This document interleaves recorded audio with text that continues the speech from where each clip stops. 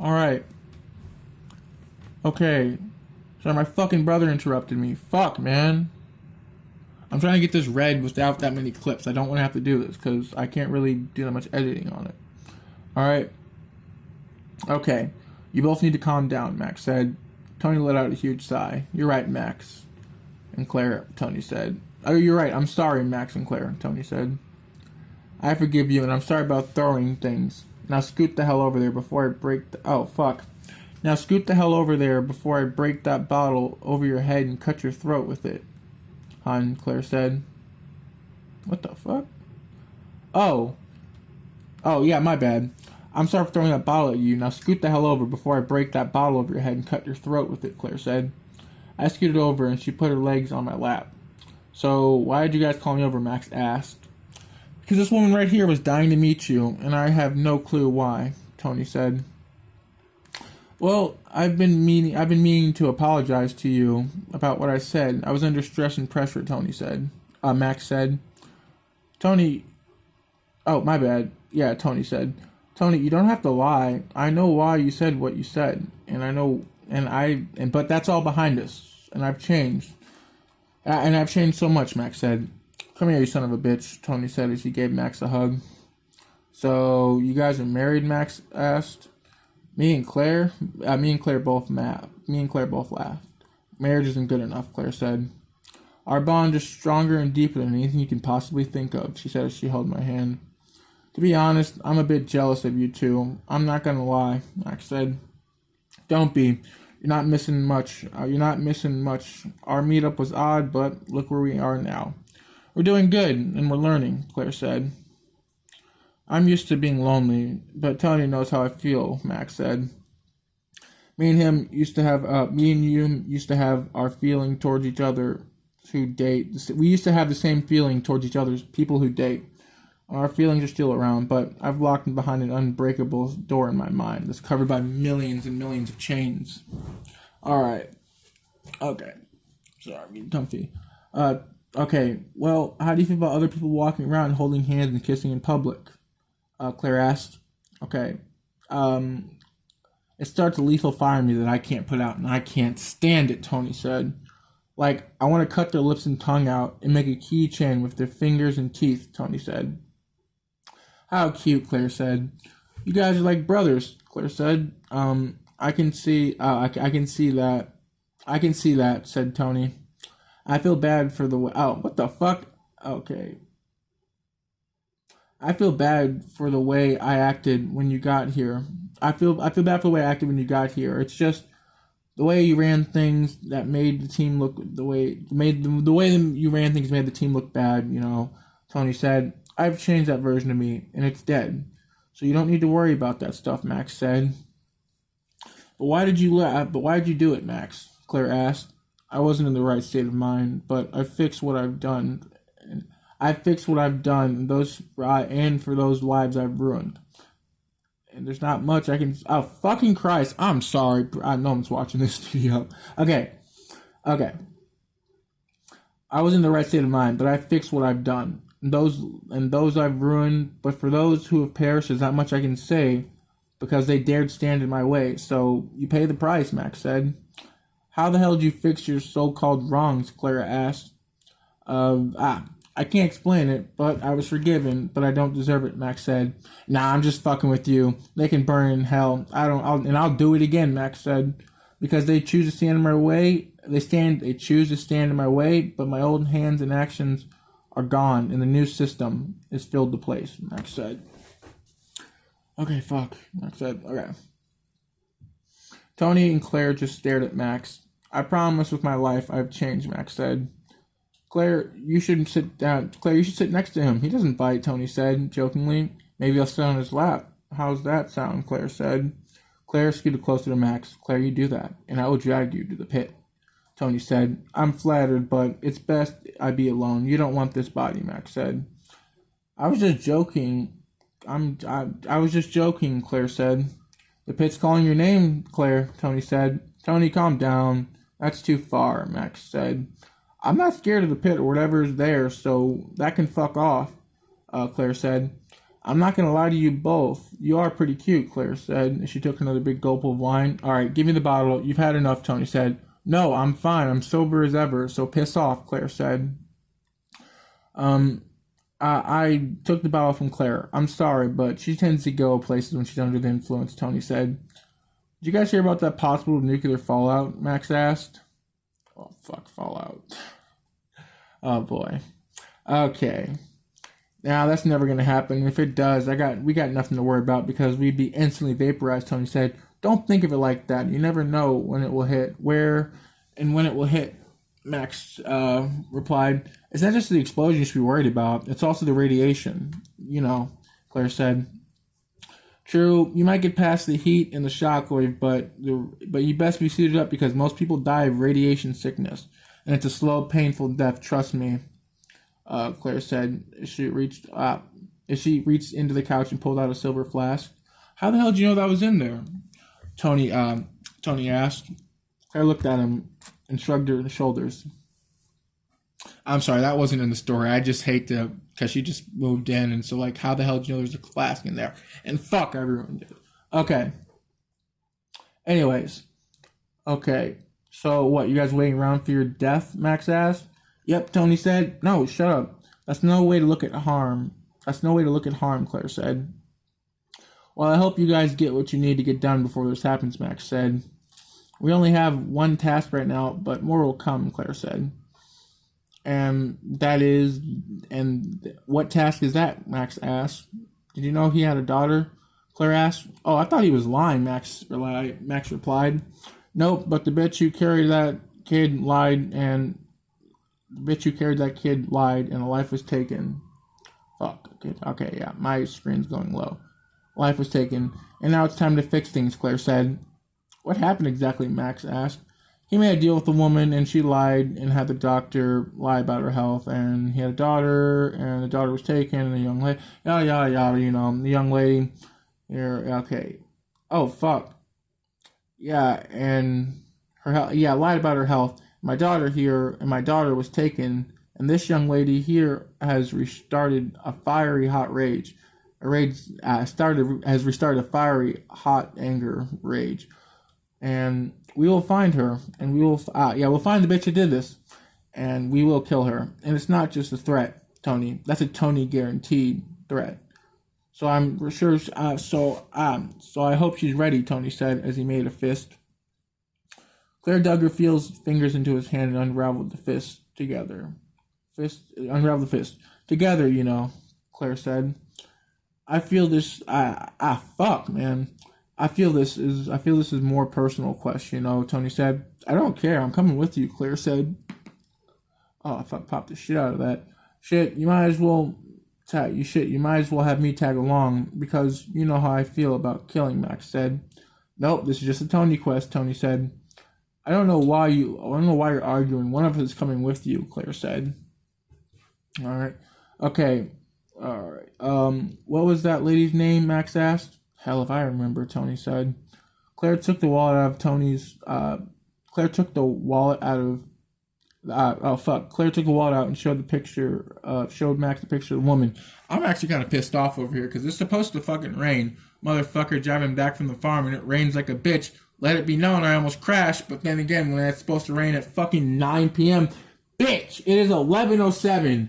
Fuck asshole. Fuck, man. It's not gonna rain at all tonight. Fuck me, man. Okay, anyways. Alright. Oh, showed Max the picture of the woman. Oh, that hoe? I remember her. She is my housemaid. Funny, isn't it? Max said. Are you sure this seems too easy? Are you sure this seems too easy? Maybe I'm drunk like this bitch next to me, Tony said.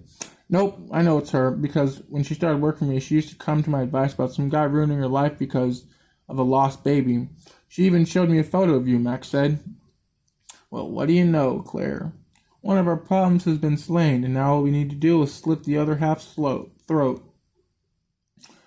Don't you think killing her is a bit far, Max asked. She did me wrong, and when I found out she lied to me, she tried to get mad at me. She never helped me pay my bills, and she never helped for my daughter's therapy or on life support. She was never really around, because she knew what she did was wrong, and And she wasn't there in my daughter's final moments, Tony said. Maybe she was too scared, Max said. No, she wasn't. I could read her like a book, and she thought invading me in hiding would save her, but she made one fatal mistake. She talked to the wrong house owner, which is you. So thank you, Max, again. And I'm sorry for being an asshole when you first got here, Tony said. Okay. Alright, that's okay. Fuck. Alright, I can't let you just kill her. I can't let you kill her. I love her, Max said. Me and Claire went silent. Nah, I'm just fucking with you. She's annoying and a terrible cleaner. So you'd be doing my bank account a favor, Max said. Fuck. I have that song. I have a song stuck in my head, and it's just going wild. Okay. Max, I was wrong about you. I thought you were an animal with no self-control, but I can see I'm still stuck in the past. But Tony was cut off. Dude, you can stop it. I get it. Don't go all soft on me now, because we have so much to get done, Max said. We get done, Tony said. I reunited with you again. I miss those days, Max said. Max, I'm not as flexible as I used to be. I can't just take over any state or a city again. I'm sorry, Max said. Tony said. You don't need to be. You don't need to be. I just like working with you, Max said. Okay. The hell is there to work on? I live a different life now. There's no more ruler, although I live a different life now. No more ruling, but although I do miss those days, but I can't go back, Tony said. You don't have to go back. It's the fact that you were different. You were so different and powerful and helpful. Just look at we've launched. Look, we've launched something into space and it's still fully active and ready to be used, Max said. Oh, okay. I'll tell you what, that project was a real pain in the ass. Like, the amount of money and time and fails seemed like it wasn't worth it. But when you have an orbital cannon orbiting around the planet, ready to be used at any second, it feels good, Tony said. Wait, wasn't there a game where, like, you do heists and steal cars and sell drugs and shit? And then there's an idea of, like, isn't that where the idea of the orbital cannon came from, right? Claire asked. Isn't that where the idea of the orbital cannon came from, right? Claire asked. The orbital cannon idea has been around for a while. It's just no one ever tried to build it, but we did, Max said as he high-fived Tony. It seems like a waste of money to build something that only got used once, Claire said as she finished the flask. It didn't just get used once. We bombed racist neighborhoods and towns, and to be honest, I think we spent a waste of money on trying to get access to armed and ready nuclear missiles. But in all fairness, the orbital cannon was a better option for the Earth because although it does destroy the Earth, it doesn't leave radiation behind or toxic gas. So how does this? Oh God, I'm sorry if you can hear my dryer. That thing's fucked up. Okay. Just like a meteorite, if something is dropped from a high height, the impact fall will be massive. So it uses special rods. And okay, God, you think I'm fucking quoting fucking Call of Duty, and I'm not. Maybe I am. Okay, maybe I am. Or anyways, it uses rods and shoots them from space. But the thing is, uses rods and shoots them from space. But that's okay. Fuck. Okay, okay. It uses special rods that are heat resistant, and just like the dinosaurs when a meteor hit, it'll be just like the dinosaurs when the meteorite hit. Okay. I agreed, I guess, Tony said. Well, finally, a person with common sense to use what... Okay, fine. We finally... what the fuck? Finally, a person with common sense to use... Wait, where's all this equipment, Claire asked. Alright, it's still orbiting in space, but it's no longer mine. I mean, I can still use it, but it has to be on my own property or sell it because it's too dangerous. City says apparently, even though it no longer is in use these days. Even though I no longer use it these days. So why didn't they just arrest you to have a SWAT team search your house, Claire asked. Claire, if you remember, like I said, this state was terrified of us. No one would dare even attempt to fight back, let alone talk shit. Tony said. I wouldn't count on that one, Tony, Max said. So who made you sell it?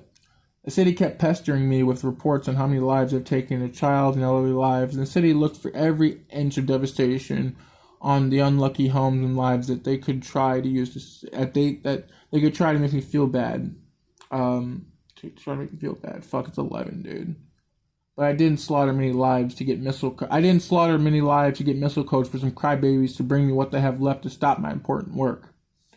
While me and Max were debating our next steps, and I got okay.